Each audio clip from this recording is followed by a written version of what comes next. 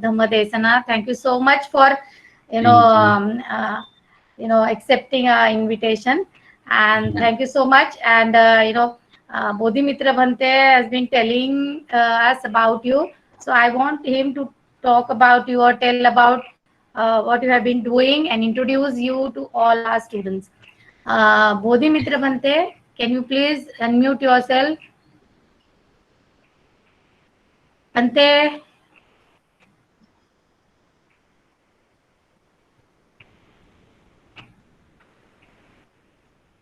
Bodhi Mitra Bhante. Okay, I can't hear him. I can say Bodhi Mitra Bante, but mic is mute. Mic is mute. Okay, Bhante.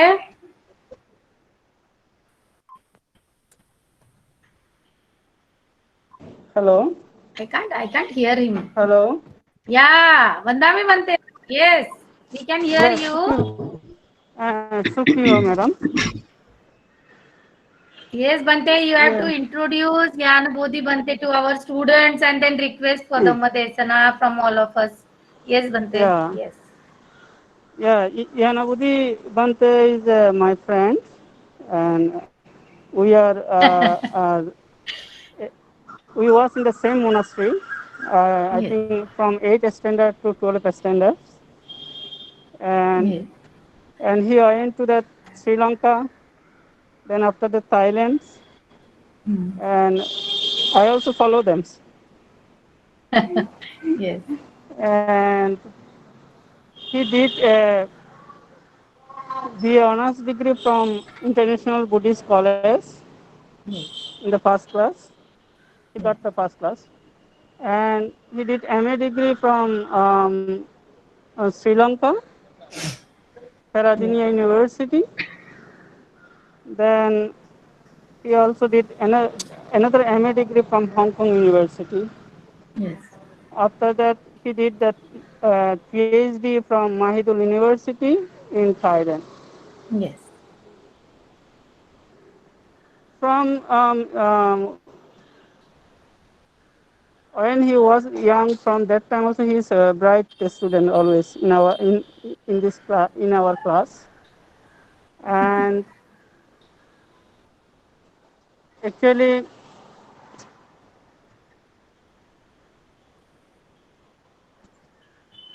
uh, uh, hello. Yes, Bhante.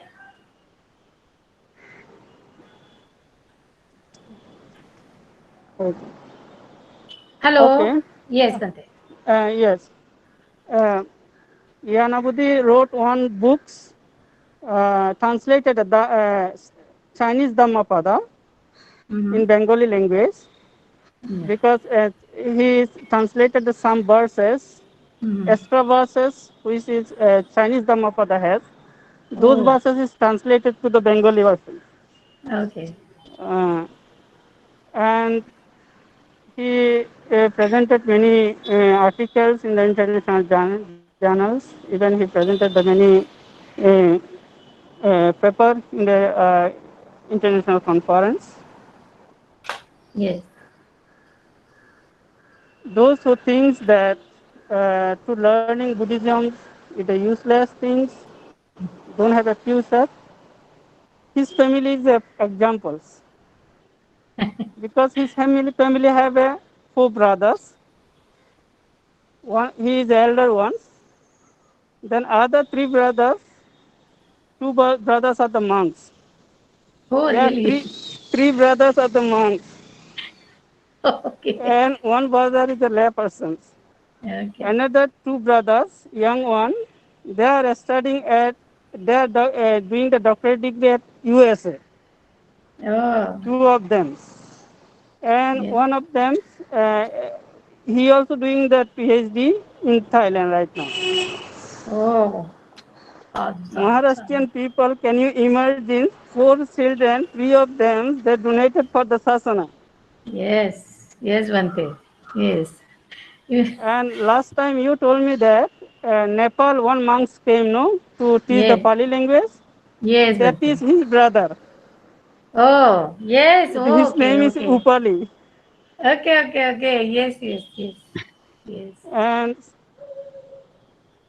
I mean that although we are the Buddhist, grown up in the Buddhist families, we have from childhood we have a Buddhist environment, but our family backgrounds wasn't so good from that time. We have to struggle a lot, Yes. but Mm-hmm. still those who have visions and missions doing the Buddhist studies, they are already established in the various fields.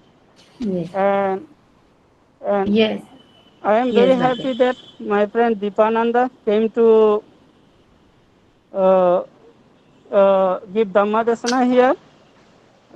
His name is Gyanavudi, but his Yes. Saman name was Deepananda. For that reasons, we call him Deepananda. Okay, welcome to Yes. that our Dhammasapana ceremonies. Uh, Gyanavudi. Bhante, I would like to tell this in Marathi to everybody what you told me just Okay, okay. now. Is it okay if I tell everybody what him about him in Marathi, so that everybody knows when you talk about the family, especially, right? Okay. Okay. Okay okay. ज्ञानबोधी बनतेंची ओळख करून देताना बोधिमित्र बनतेंनी आपल्याला जे सांगितलं आणि त्यांनी जे specially आपल्याला जे सांगण्याचा प्रयत्न केला ते म्हणजे की बुद्धिस्ट फॅमिली म्हणजे आज आपल्या महाराष्ट्रामध्ये आपण जेव्हा आपण म्हणतो की धम्म इस्टॅब्लिश करायचं आहे तेव्हा आपल्याकडे असे किती फॅमिलीज आहेत ज्याचे 4 मुलं असताना 3 मुलं त्यांनी धम्माला दान दिलेले आहेत. तर हे एक चांगलं उदाहरण आहे असं ते सांगतात की हे सगळ्यात बनते जे आपल्याला आज धम्मदेसना देणार आहेत ते सगळ्यात फॅमिली मधले सगळ्यात मोठे आहेत आणि त्यांचे चार भावंडामध्ये तिन्ही भावांना दान दिलेलं आहे संघाला म्हणजे आणि तिन्ही पीएचडी करतायत म्हणजे पीएचडी करणार आणि शिकवतायत आणि शिकतायत आणि आई वडिलांनी 3 मुलं संघाला दिलेली आहेत आणि म्हणजे संघाला देऊन काय फायदा आहे मुलांचं काय फ्युचर आहे असं आपण जेव्हा विचार करतो की काय करायचं लाईफ वेस्ट आहे तर तसं काही नाहीये आणि ही जी परंपरा आहे म्हणजे धम्म जर आपल्याला पुढे न्यायचं असेल तर फॅमिली मेंबर्सनी किंवा आपल्या प्रत्येक घराने आपले मुलं कसे संघाला द्यायचे किंवा त्याच्यात संघ वाढवण्यासाठी उपासकांचा काय रोल असतो हे त्यांनी सांगितलं आहे आणि मला असं वाटतं की बनतेनं तेच सांगायचं आहे आपल्याला की आपण जेव्हा महाराष्ट्रामध्ये संघ नाही तेव्हा आई वडिलांना प्रत्येक मुलाला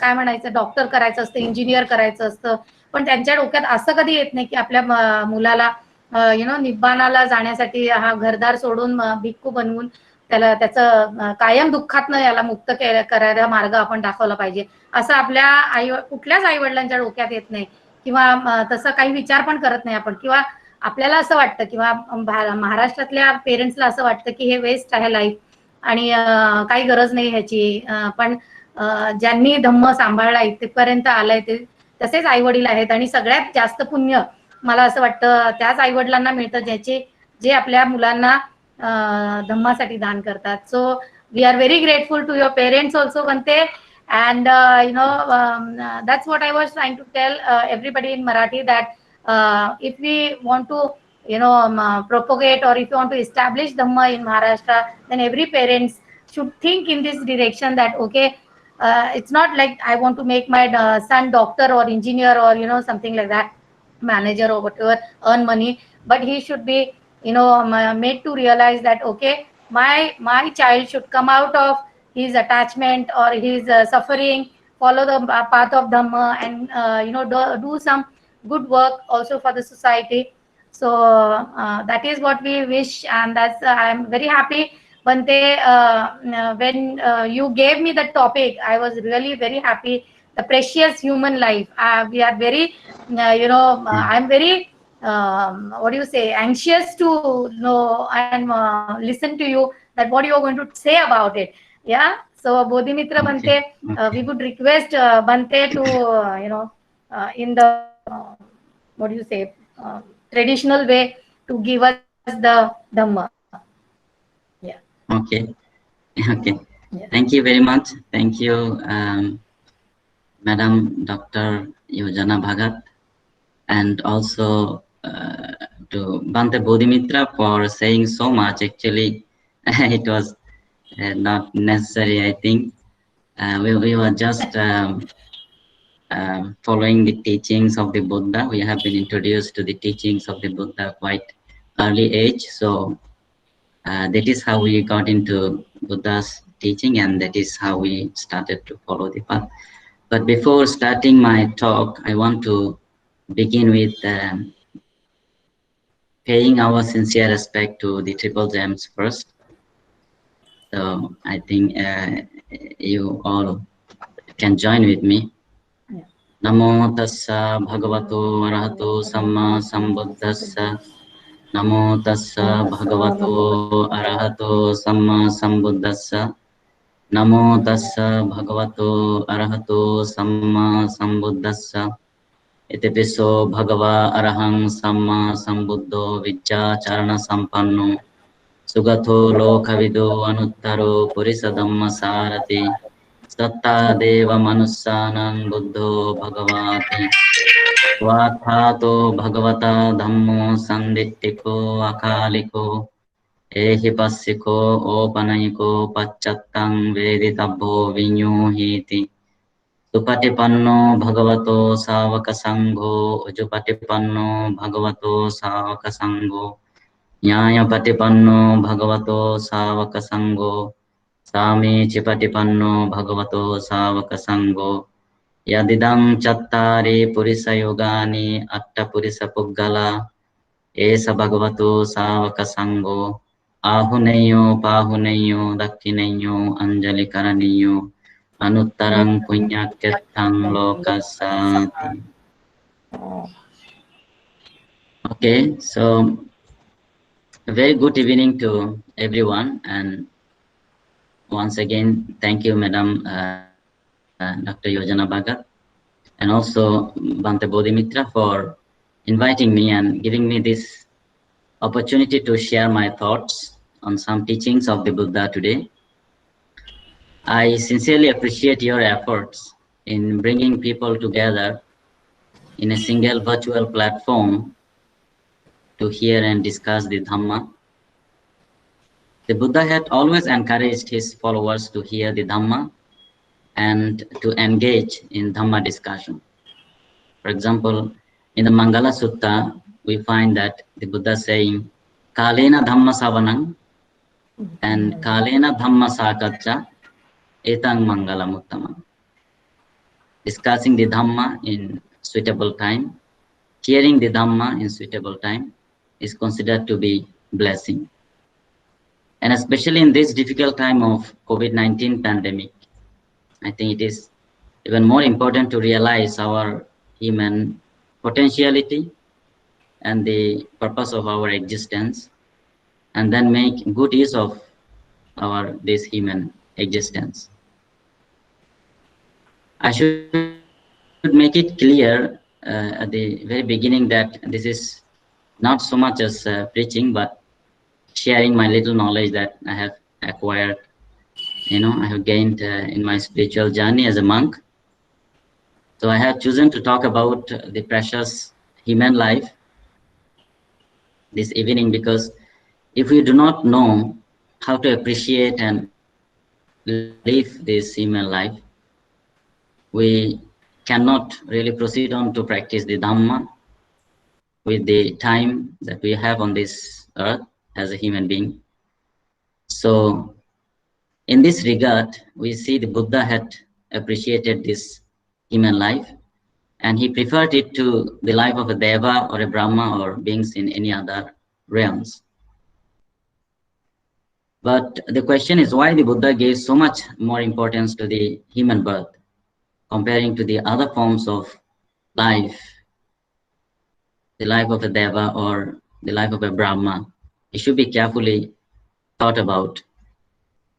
Sometimes we, the common people, think that it is because human beings are developed in various fields of knowledge, arts, science, technology, and so on. But actually, it is not what the Buddha said. One may become very rich or knowledgeable in various ways. But this does not help him or her get rid of problems like birth, old age, sickness, death. The reason why the Buddha says this human birth is precious is because it is as a human being that we can understand and differentiate between what is good and what is bad, between what is happiness and what is suffering, what is kusala and what is akusala. So by understanding this, we can make an effort to avoid suffering and get happiness. And we can get happiness through the practice of the Dhamma. It was, in fact, with this thought of overcoming the samsaric suffering of birth, aging, sickness, and death that the Bodhisattva Siddhartha renounced his princely life. He was a prince. He could easily become a king. But instead of being a king, he wanted to go to deep jungle and forest to find out the truth about our existence. If you have read the Buddha Charita of Acharya Aswaghosha, especially, you would see how determined Siddhartha was to meet the right teacher, to practice the right path, and to attain the most precious Samma Sambodhi, so that he could end the samsaric suffering or the existential suffering himself and teach others the same path. As you can see in the Buddha Charita, after visiting the city and seeing the four sights, namely an aged man, a sick person, a dead person, and an ascetic, Siddhartha returned to his palace. The courtesans and dancing girls were busy trying to seduce him. Siddhartha thought to himself, when aging, sickness, and death are constantly chasing us, how can we be so immersed in sensual pleasure, forgetting the reality of existence? He said, I am deeply troubled by the fact that we have limited time. I am timid, much perturbed, as I think of the old age, sickness, and death. I find no peace or content, much less joy, seeing the world with fire as if ablaze. This is from chapter 4 of Buddha Ghosa's Charyavatara. So he decided to renounce his princely life. Ashoghosha in the Buddha Charita beautifully explains how after Siddhartha left the palace in search of truth and a path leading to end the samsaric suffering, King Suddhodana and his ministers tried everything to bring Siddhartha back to Kapilavatthu. King Suddhodana even promised to give him the throne early so that Siddhartha returns to Kapilavatthu. But he knew that the kingship would not give him freedom from samsaric bondage. In fact, he told to inform the king and everyone in Kapilavatthu that either he would return only after realizing the truth, or he would die in his effort of finding out the truth. Such was his determination. And when on his way he moved to Magadhan kingdom, the newly appointed king, Bimbisara, came to know about it and immediately went to meet him. King Bimbisara had a good relationship with the Sakyan kingdom. Initially, he thought that Prince Siddhartha left his kingdom probably because he did not want to be so easily offered the kingdom, but he probably wanted to capture other kingdom with his army. So King Bimbisara himself wanted to offer Siddhartha half of his kingdom and rule the entire Magadhan kingdom together. But Siddhartha refused the offer. Siddhartha said, conquering many kingdoms being fortunate in pleasures and so on should be actually viewed as misfortune for human, because attainment of pleasure leads to pride, and pride makes them do what is wrong and not what is right. And when they are struck down by that, they come to an unhappy end. And if being a ruler of a kingdom is for one's satisfaction, Siddhartha said, I am happy and satisfied without a kingdom.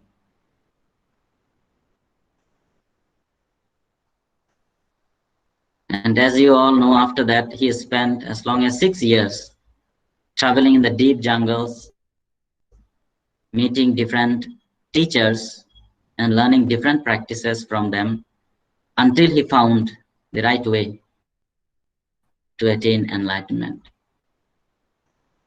So this account of Buddha's life clearly shows, firstly, that we need to have a right view or a proper perspective about our existence. Who are we? What is the purpose of our life? Are we really making use of our life to that direction? And secondly, how much determination we need to have to progress in the path, and how much effort we need to put in achieving the goal.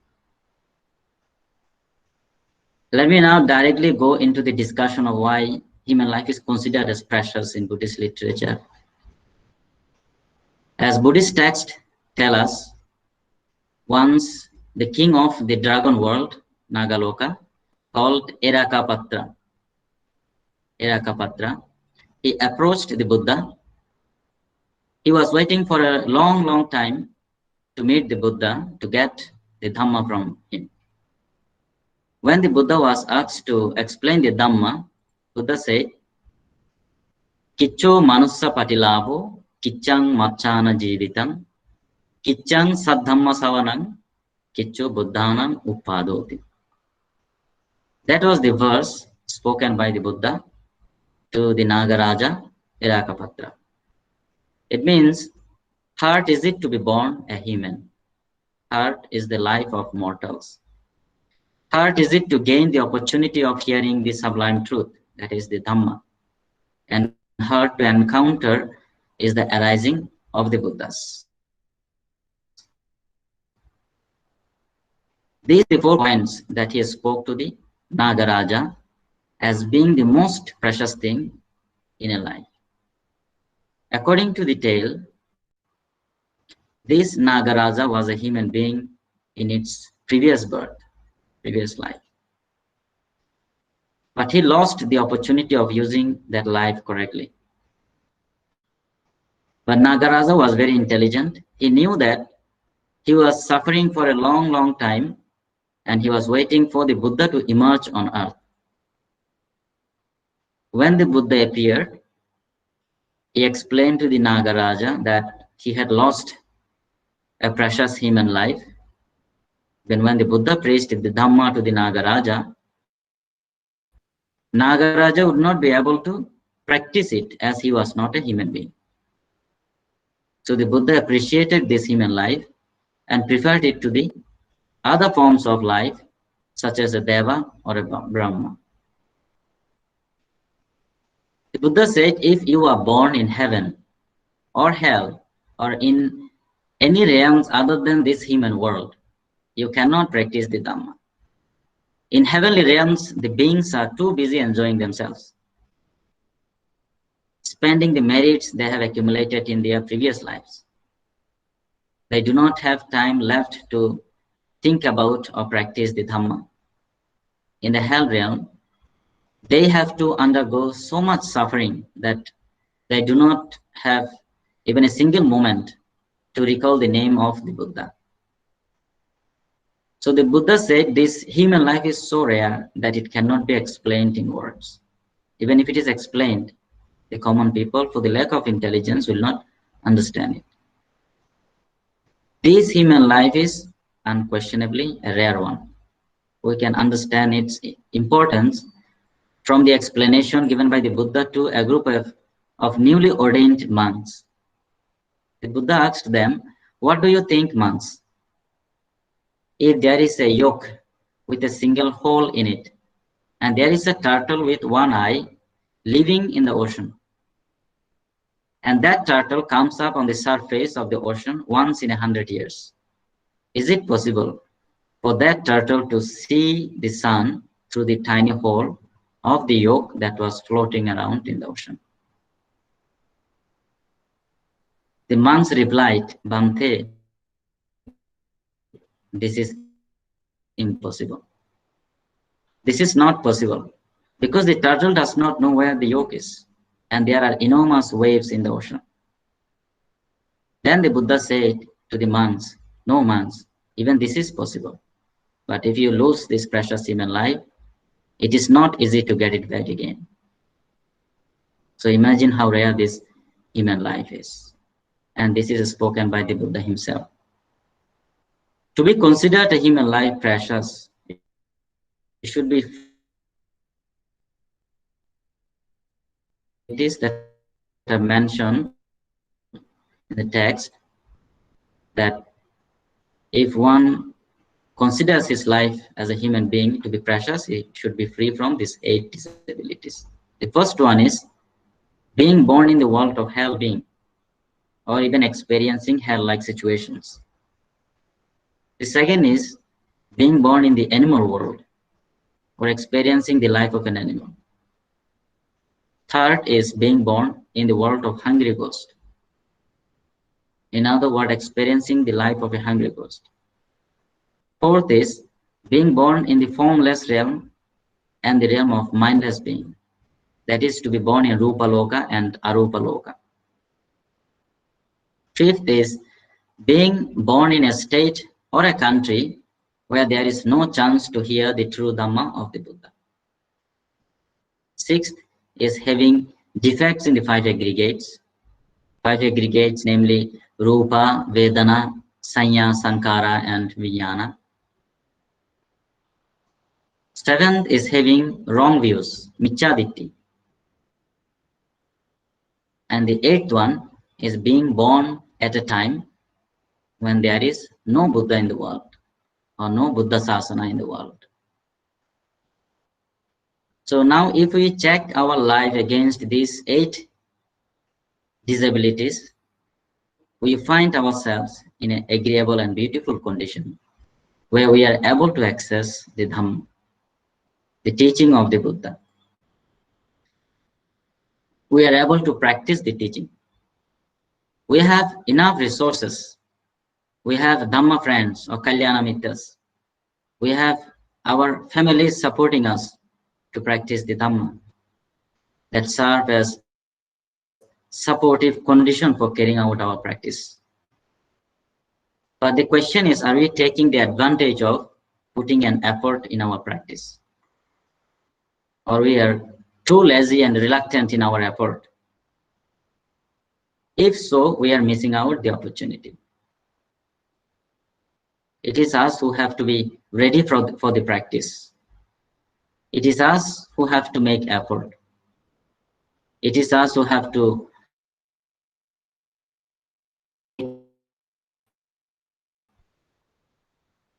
Buddhas and enlightened beings will show us the path.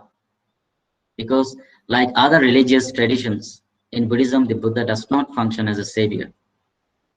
He acts as a guide, as a shower of the path. For example, we find the Buddha saying that Tumhehi kichanga tappanga kataro tathagatam. You will have to make effort to progress in the path. I am just the shower of the path. It is the Dhamma and Vinaya that he left after his passing away to be the guide for our life and practice. I understand what kind of Dhamma and Vinaya he was referring to. Why did he say the 8 conditions of bondage for developing the full human potentiality? Because, for example, the hell world is full of suffering. In the animal world too, there is so much pain and suffering. Among the animals, the stronger one is trying to kill the weak ones, and so on. In the world of hungry ghosts, Petaloka, the beings are said to have a huge stomach and a tiny throat. They cannot eat even a single grain of rice. In the formless realm, or Arupa Loka, you have consciousness, but no matter in a sense, or the matter is too subtle to be perceived. Thus, in the formless realm, we do not have the body for practicing the Dhamma. In the realm of mindless beings, they have form, but their consciousness is too fine for the practice of the Dhamma. Now, if you are born in a state or a country where there is no chance to hear the Dhamma, you cannot really practice the Dhamma. There are many people who do not know what is good and what is bad. They just do whatever they feel like doing. They think that is their life. That is how they should live their life. If you have any defect in the 5 aggregates, if the hearing sense is defective, for example, one cannot hear the Dhamma, and therefore is disadvantaged in receiving, learning, or practicing the Dhamma. If we carefully consider these 8 disabilities, all of us, or most of us here, I think, are free from 6 or 7 out of 8 disabilities. However, there is one factor that is most of us are not free from, and that is the wrong view, Michaditti. We may become Buddhist and probably practicing Buddhism for a long period of time, but still we can have some sort of wrong views. It is not that we can properly understand or comprehend the teachings of the Buddha. What kind of wrong views might we have? The Buddha said, if you are a Buddhist or if you practice Buddhism for a long time, it does not mean that you will certainly attain Nibbana. Then how can one find out the true teaching? The Buddha mentioned in many places in the Tipitaka, we can particularly refer to this Kalama Sutta, and there are some other similar suttas as well. When the Kalamas got confused about different types of teachings that were being taught in their place by different sages, when the Buddha went to this Kasa Putta city, Kalamas approached the Buddha. They expressed their confusion about different forms of teachings, and the Buddha said, you have a reason to get confused, but then he provided a guideline. He said, Yatta tumhe kalama ma anusasavena, do not go by oral tradition, ma paramparaya, do not go by lineage of teaching, ma iti kiraya, do not go by hearsay, ma pitaka sampadanena, do not go by a collection of scriptures, ma takkahetu, do not go by logical reasoning, ma nayahetu, do not go by inferential reasoning, ma akara parivitakkena, do not go by reasoned cogitation, ma ditti nijjana kantiya, do not go by the acceptance of a view by pondering it, ma bhabbarupataya, do not go by seeming competence of a speaker, ma samanono karoti, or just because you think the ascetic is your teacher. Then how one should know about the truth? Then the Buddha said, Yada tumhe kalama attanava janayata ime dhamma kusala ime dhamma savajja ime dhamma vinyogarahita ime dhamma samatta samadinna ahitaya dukkaya sangvattanteti ata tumhe kalama pajaheyata. When you know for yourself that these things are unwholesome, these things are censured by the wise, blameworthy, they are not bringing any good for ourselves, not bringing any good for the society, then you should avoid being engaged in those views and those activities. On the contrary, the Buddha said, when you know for yourself that ime dhamma kusala. These things are wholesome. Ime dhamma anavajja. These things are blameless. Ime dhamma vinyu pasatta. These are praised by the wise. Ime dhamma samatta samadhinna hitaya sukaya sangvattanti. Ata tumhe kalama upasampajja vihareyata.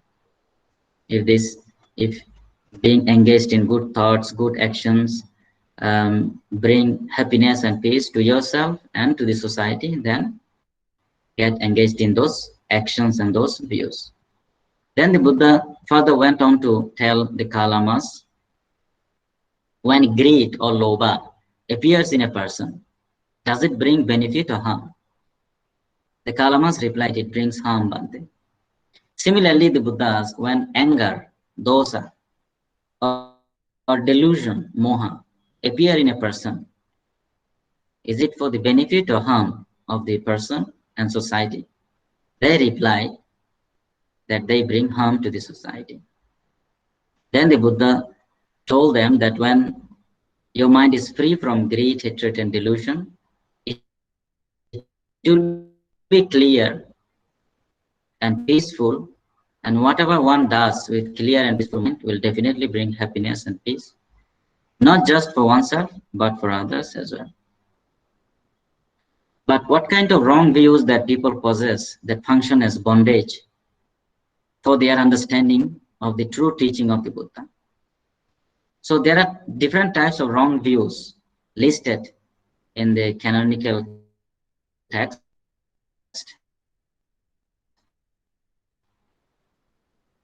And I'm going to present them one by one here. The first is mithya drishti, that is just plainly wrong view. So in Buddhist term, wrong view means when people do not understand the Four Noble Truths, they do not have belief in the functioning of karma and rebirth, they do not have an understanding of dependent origination, and apart from this, all the other forms of beliefs on earth are considered to be wrong views. You may look at the Brahmajala Sutta, the first sutta of the Digha Nikaya, that presents a list of 62 views that are said to be avoided by one who wishes to progress in the spiritual journey. The second type of wrong view is said to be Satkaya Drishti, view of self, grasping any one or all of the five aggregates as self. In other words, taking them as I, me, and mine. We find an explanation of this in the Anuttalakkhana Sutta, where the Buddha asked his first five ascetic friends that not to consider any of them as self, because they are of the nature of constant change, and because they produce suffering. The Buddha says, Rupang bhikkhave anatta, Rupang chahidang bhikkhave atta, abhavissa naidang rupang abadaya sangvatteya. Labheta cha rupe evang me rupang hotu, evang me rupang ma ahoseti, yasma chakho bhikkhave rupang anatta, tasma rupang abadaya sangvattati, nacha labhate rupe evang me rupang hotu, evang me rupang ma ahoseti. That means if form were to be self, in the same way the other aggregates, we should be able to control them, but they are not in our control. The translation of this exact passage is that form is not self. Were form self, then this form would not lead to affliction. One could have it of form, let my form be thus. One could wish that let my form be thus, let my form not be thus. And since form is not self, so it leads to affliction, and none can have it of form let my form be thus, let my form not be thus. For example, when we are young, we do not want to get old, for example, but as time passes, we are all going to get old. When we are alive, we do not want to die, but as time goes by, one day we all would have to die. The same goes with the other aggregates. And as the aggregates are impermanent and produce suffering, they should be regarded as not mine, not I am, not myself. The third type of wrong view is the Antagraha Drishti, the view of extreme. The most common examples of this are Sassata Drishti and Uchcheda Drishti. This has similarity to some extent with the second one, that is Satkaya Drishti. But Sassata Drishti is believing in the existence of the self, for example, a permanent, unchanging, and everlasting self that continues to be reborn until the attainment of enlightenment. In other words, it is the belief in the idea that body and soul are separate entity. Anyang Jivang, Anyang Sariram. But the Buddha said there is no self that is permanent or everlasting. Uchcheda Drishti or nihilism, or nihilistic idea, on the other hand, includes materialistic viewpoint. For them, the body and the soul are one and the same thing. So jivam, so sariram. Therefore, they do not believe in the next life. Hence, appreciates a life of sensual indulgence. The fourth type of wrong view is Ditti Paramasa. That is adherence to particular views. For example, we may know many things, we hear many beliefs, but we stick to only one belief. And we say that this belief is the only right one. Other beliefs are not. And by following this particular idea, one only can be attain enlightenment, and so on. This sort of belief is called Drishti Paramasa. The fifth one is Sila Brata Paramasa. It means adherence to Sila and Brata. For example, as a traditional Buddhist, we always think that whenever we go to temple, we have to take 5 precepts. Whenever we have time, we have to do chanting, especially in the morning and evening, or even before going to bed at night. This is a good practice, but if we take this practice as an end, not as a means, then we have a problematic wrong view. This practicing Sila or worshipping the Buddha becomes a bondage for us. Because there are people who follow these types of practices, go to temples, take precepts, talk to the monks, but then as soon as they leave the temple, they are engaged in their own activities. They follow all sorts of wrong actions, and they come to a conclusion that it's okay, tomorrow I'm going to temple and, letting the Buddha know what I am doing. So Buddha would forgive me. In the Pali literature, we find different stories. I'd like to mention one particular story here. There was a monk who was very serious in his preservation of Sila. He was very serious in his practice. Once he was traveling to a certain place. On the way, he faced heavy rain, and due to that, there was a huge flood. He needed to cross a river, but he fell into the strong stream of the river. So to save himself, he took hold of a tiny grass, but it was uprooted. And he thought he broke a precept.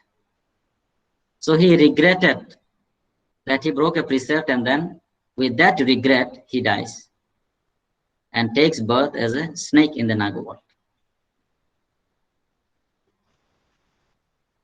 See, so we should be careful about practicing Sila and Brata.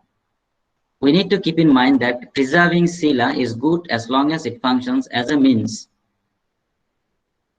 in the complete practice of the path leading to Samadhi, then to wisdom, and then to liberation. But if one holds it as an end in itself and be too much attached to it, then it becomes a hindrance for him. If you are free from the 8 disabilities mentioned above, then you have what is termed as the precious human life. The question then is, should you protect it when we have it?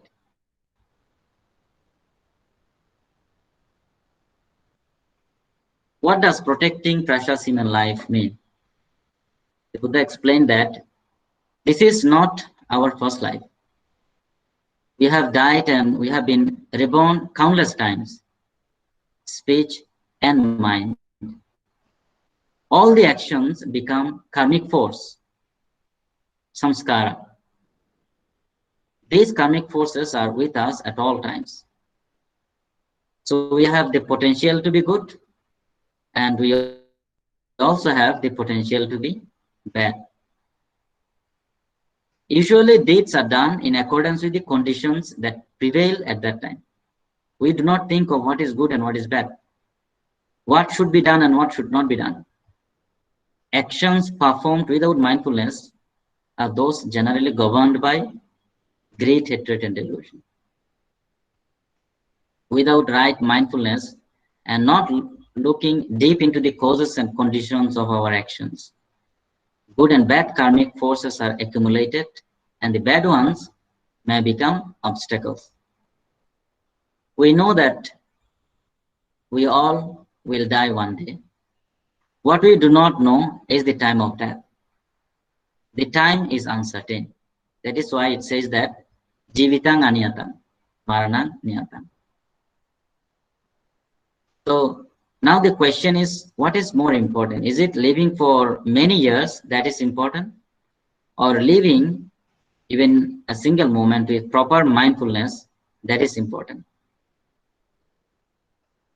As I said before, whatever action we perform has a resultant effect. If someone talks bad about me, it is very natural for me to get angry. But from the perspective of the Buddha's teachings, this is wrong. Because if he or she does not talk bad about you, you then have no chance to practice patience or compassion.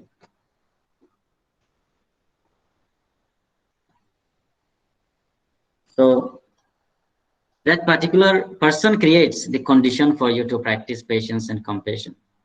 But of course, it takes time to come to that state of not getting angry. It means in getting angry, we miss the chance of practicing the Buddha Dhamma.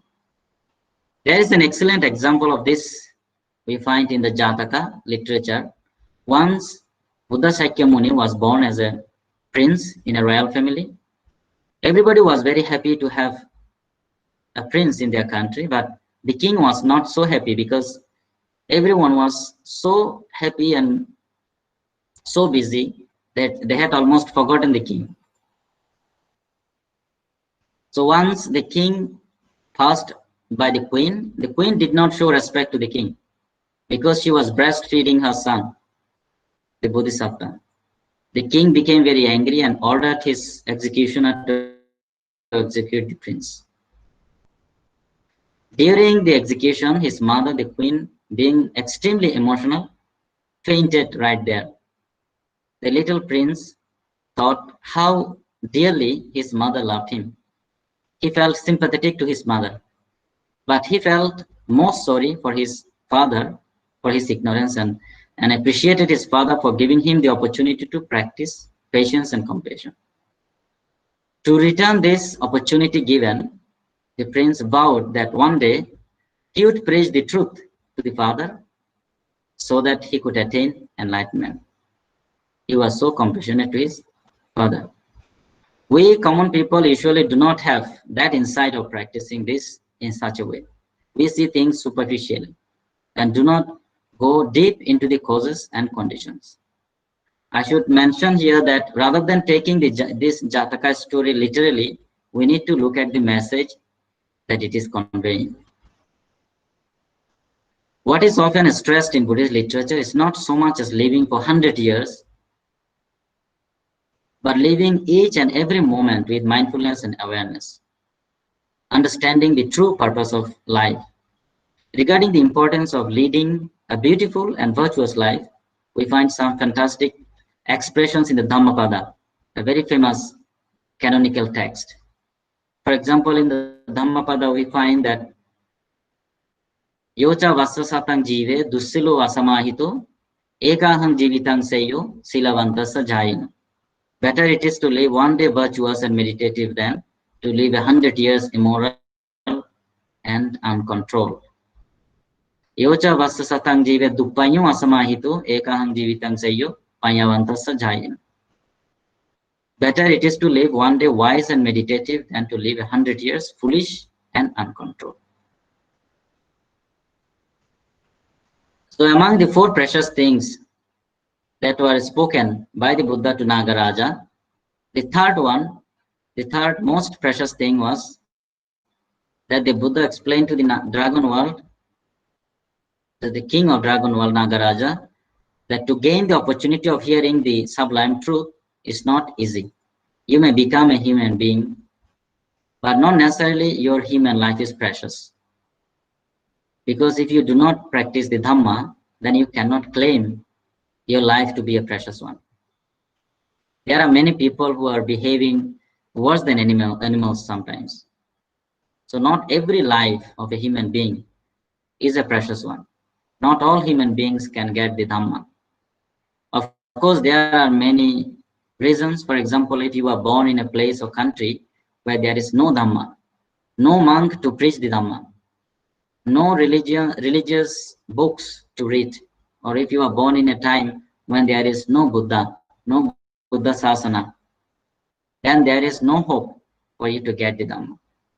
And if there is the Buddha, there is the Sangha, and there are books explaining the Dhamma.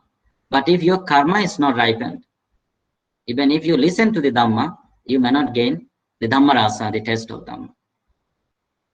During the time of the Buddha, the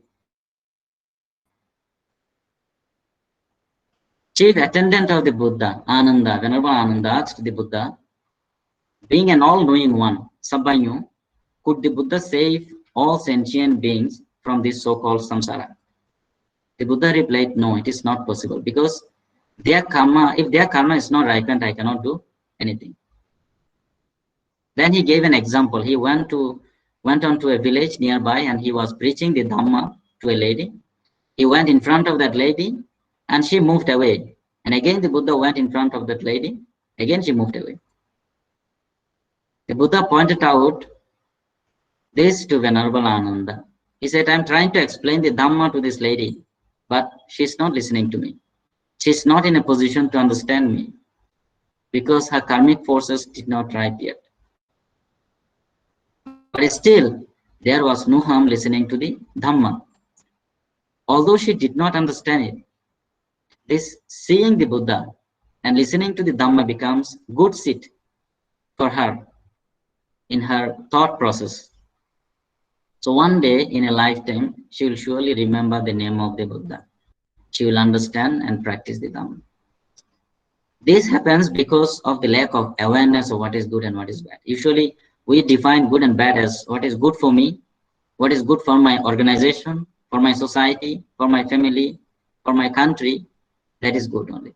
And what is bad is something that is not good for me, or I think that will not bring me any good, any benefit. So that is something that is bad. But as the Buddha explained, an action is good and beneficial for oneself and others should be considered as good, and the opposite is bad. We can recall the Rahuluvada Sutta in the Majjhima Nikaya, where the Buddha meets Rahula, his son, and upon meeting, the Buddha asked Rahula with a very beautiful simile. Buddha asked his son Rahula, What do you think, Rahula, is the purpose of a mirror? What does a mirror do? Rahula said, a mirror is for reflection, Venerable Sir. Then the Buddha told him in the Rahulavada Sutta, Eva meva ko Rahula, paccavekitva kayena kammankatabba, paccavekitva vachaya kammankatabba, paccavekitva manasa kammankatabba. With repeated reflection, one should perform bodily action, one should perform mental action, and one should perform verbal action. And when does one has to practice this reflection, repeated reflection? Buddha said, Rahula, before you perform any action through your body, speech, and mind, think whether the action is beneficial for yourself and others. If it is not, then do not do it. Similarly, during the time of performing an action through body, speech, and mind, if the action is not beneficial, you do not do it. And even after performing the action through body, speech, and mind, you have to think if it is beneficial or harmful. If it is harmful, do not do it. If it is beneficial, then continue to do it. This is the definition of good and bad that we find in Buddhist literature. The other important reason why people do not recognize the Buddha or understand the Dhamma is that they have not heard the name of the Buddha even once in their previous lifetimes. During the time of the Buddha, his own cousin Devadatta, for example, was the most notorious enemy of the Buddha. Although the Buddha had ordained him, he tried to kill the Buddha many times. He did not understand the Buddha and his teachings. And there is one more example of this case. Immediately after the attainment of Bodhi or enlightenment, the Buddha went under a tree sitting cross-legged in meditation. A very famous, wise and respected Brahmin of the time, known as Ganaka, saw the Buddha as a calm and serenely beautiful sage. He approached the Buddha and asked, "Who are you?" The Buddha replied, "I am known as the Buddha." Not understanding what it means, the Brahmin just knocked his head and went away. So he was not able to listen to the teaching of the Buddha. He missed the opportunity. So if you do not hear the name of the Buddha even once in your previous life, you cannot recognize the Buddha, although you may see him. In this context, I'd like to say how fortunate we are. We at least know who the Buddha is, although we may not probably call ourselves as good Buddhist yet, because a true follower of the Buddha is said to be one who is a Sotapanna, a Sakadagami, an Anagami, an Arahant, or even one who is trying to be a Sotapanna or Sakadagami and so on. I hope that we belong to at least the later category. We have to make an effort to try to be one of the Aryas. The fourth most important thing that the Buddha explained to Erakapatta, that is the last one, is that hard to encounter is the arising of the Buddha. You are born as a human being and you are still alive. You are listening and practicing the Dhamma. You know who the Buddha is. After knowing all this, it is very difficult to arouse the Bodhi, the enlightenment in you. Here, the arising of the Buddha does not only mean the Shakyamuni Buddha, the Gautama Buddha who lived 2,500 years ago in India. This is the enlightenment or the Bodhi within you. If we look at the life story of the Buddha, we see that the Buddha had to go through 6 years of rigorous self-mortification to find the Bodhi.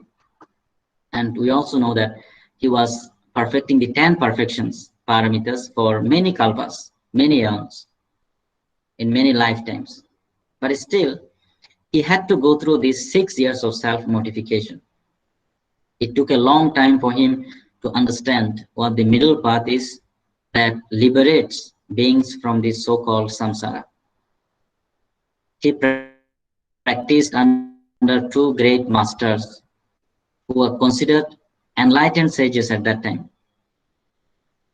After the Buddha had learned from them, he realized that there is still some kind of Satkaya Drishti in them.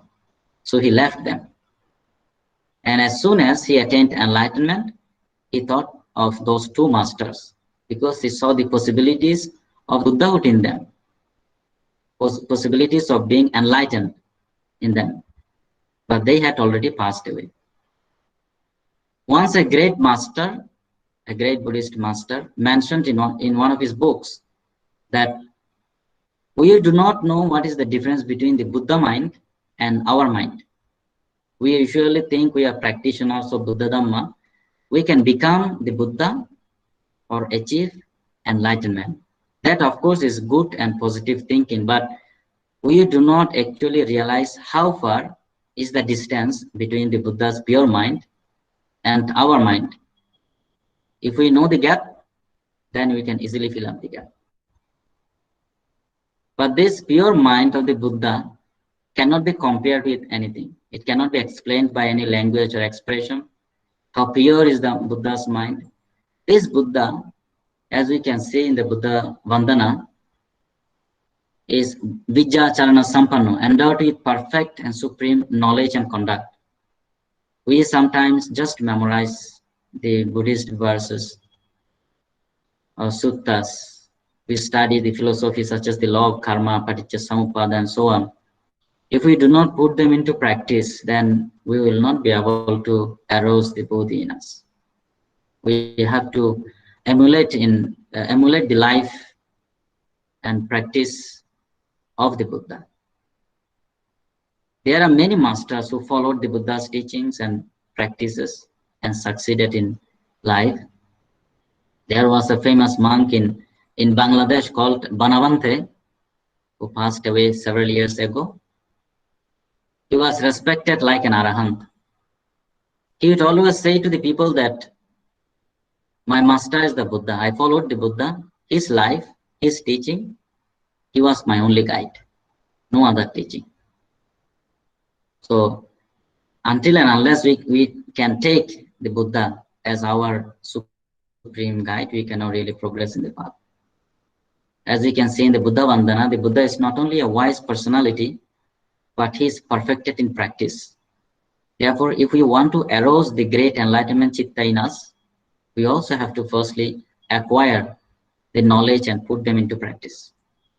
This is the main implication here that we have to understand. In many places in the Tipitaka, the Buddha has mentioned, I practiced this, I became the Buddha. All the past Buddhas have practiced the same path. They attained the great enlightenment. So anyone can become the Buddha if he or she practices it. So this human life is precious because one can be Buddha only in this human form. We do not find Buddhas in heavens or in other realms. This great enlightenment lies within every one of us, and we should strive to realize it. But how do we attain enlightenment? Buddha said very plainly, Sabba papassa karanam kusalassa upasampada sachitta pariyodapanam etang buddhana sasana. All evil deeds should be abandoned. Good actions should be performed. Mind has to be purified. This is the teaching of all the Buddhas. All the Buddhas of the past have followed this simple rule and became enlightened. If we follow this, we also will certainly become Buddhas. So after knowing all this, we should be aware of what should be done and what should not be done. Thus, we should be able to proceed on to practice the Dhamma. We will learn to appreciate this precious human life of ours. We will value each and every moment of the life, because any time, any moment, we can lose it. Then we may not have the chance to get it back again. So finally, I wish that we all truly understand how precious our lives are. And I hope we will act accordingly in our lives. Wishing everyone happiness and peace. I wish to end my discussion here. Thank you once again to Madam Dr. Yojana Bhagat and Bhante Bodhimitra and everyone who participated in the talk. Sabbe Satta Sukhita Huntu. Bante, you have to bless every student, Bante. Blessings. Oh, I have to recite a blessing chanting. Yes, Bante, yes. Okay. Yes. Okay, so let me chant again. Bhavatu Sabbha Mangalang Rakkantu Sabbha Devata Sabbha Buddhanubhavena Sada Sutte Bhavantu Te Bhavatu Sabbha Mangalang Rakkantu Sabbha Devata Sabbha Dhammanubhavena Sada Sutte Bhavantu Te Bhavatu Sabbha Mangalang Rakkantu Sabbha Devata Sabbha Sanghanubhavena Sada Sutte Bhavantu Te Akasatta cha bhummatta devanaga mahiddika punyantang anumoditva chirang rakkantu sasanam Akasatta cha bhummatta devanaga mahiddika punyantang anumoditva chirang rakkantu desanam Akasatta cha bhummatta devanaga mahiddika Punyantang anumoditva chirang rakkantu mang parang idang me yatinang hoto sukita huntu yatayo idang me yatinang hoto sukita huntu yatayo idang me yatinang hoto sukita huntu yatayo kayena vacha cittena pamadena maya katam acchayang kamame bhante bhuri panya tathagata Kayena vacha cittena pamadena maya katam acchayang khamame dhamma sandittika akalika Kayena vacha cittena pamadena maya katam acchayang khamame sangha punyakyatta anuttara abhivadana silessa niccang vaddha pachayino chattaro dhamma vaddante ayuvanno sukhang valang Ayura rogga sampatti sagga sampatti me vacha ato nibbana sampatti iminate samijjato. Sadhu, sadhu, Sadhu, sadhu. sadhu, sadhu. Sadhu, sadhu, sadhu. Thank you, Deepananda.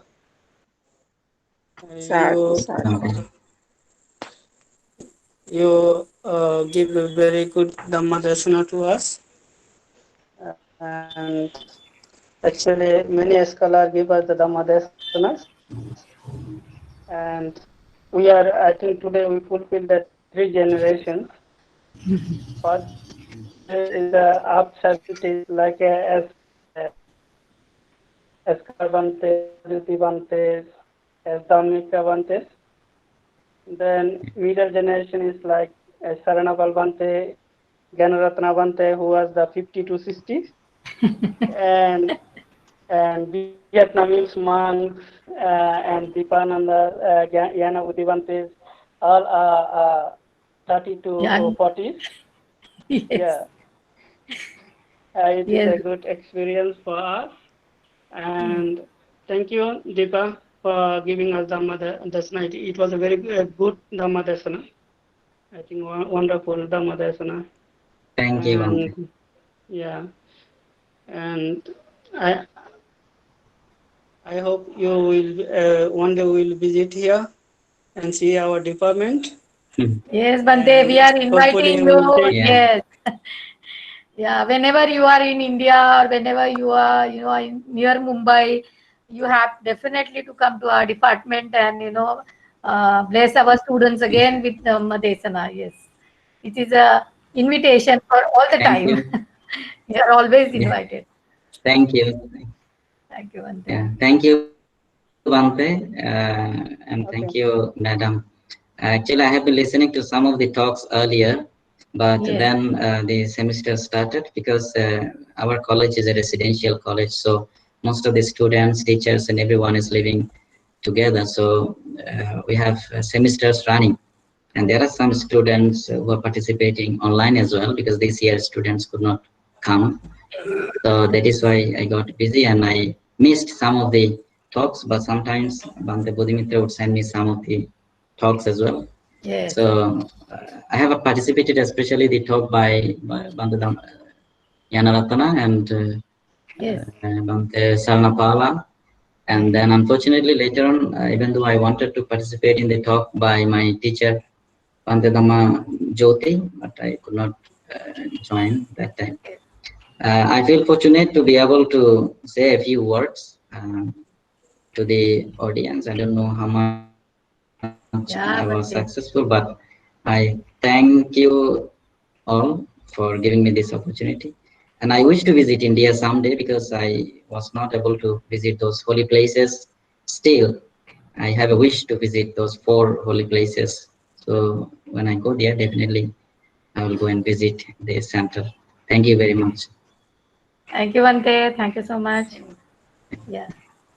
Vandami. Thank you, Bhante. Thank you, Bhante. Thank you. Thank you, Bhante. Bodhimitra Thank you, Bhante. Bhante. Thank you, Bhante. Thank you, madam. Thank you, madam. Thank you, Take care, Bhante. Bhante.